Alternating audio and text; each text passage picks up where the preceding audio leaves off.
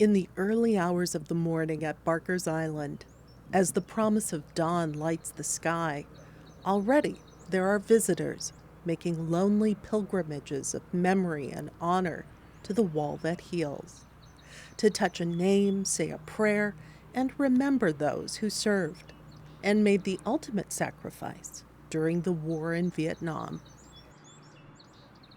The Wall That Heals officially arrived in Superior on Wednesday morning.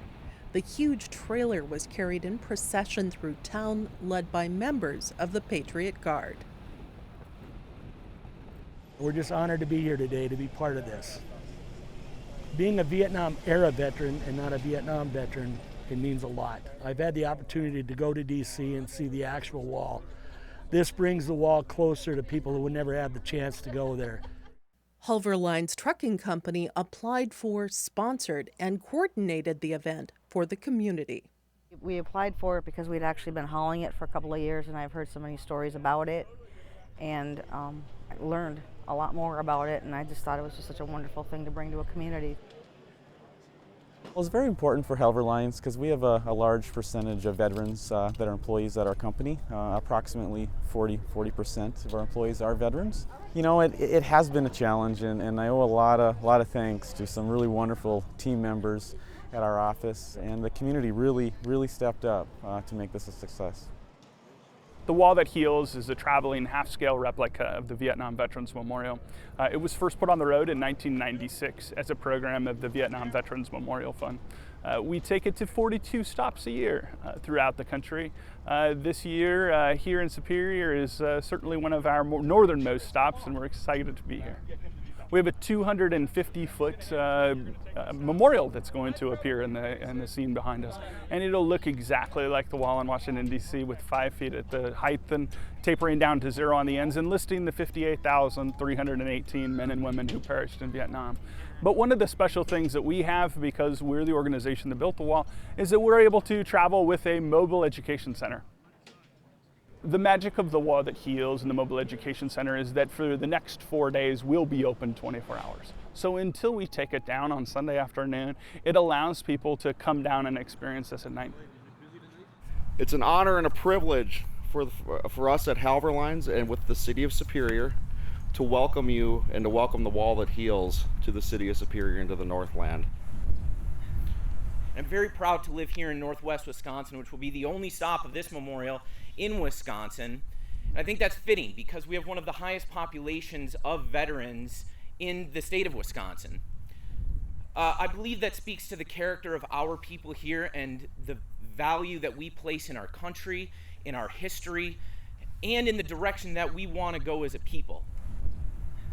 The Vietnam War was the first war fought not only on the battlefields, but we saw every day on our nightly news the debate of whether we should be in the war, the wins, the losses, the death toll both of the enemies and of our U.S. soldiers.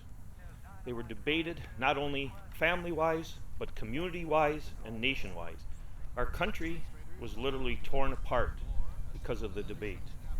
The debate moved from a debate to a protest, from protests to riots, riots to bombings, shootings, injuries, and ultimately deaths. In the middle of this was returning Vietnam vets. We didn't give them a ticker tape parade.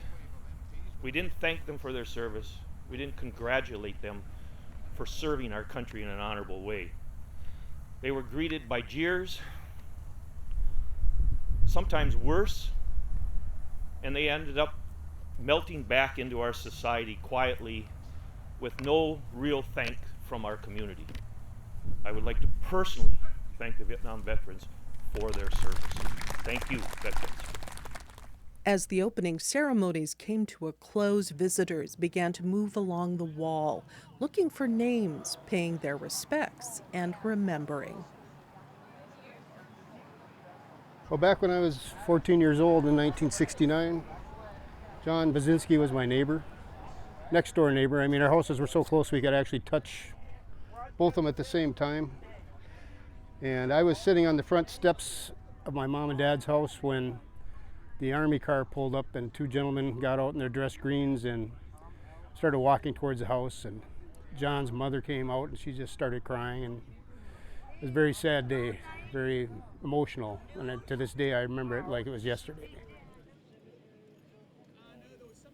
The Wall That Heals will remain at Barker's Island until 3 p.m. Sunday.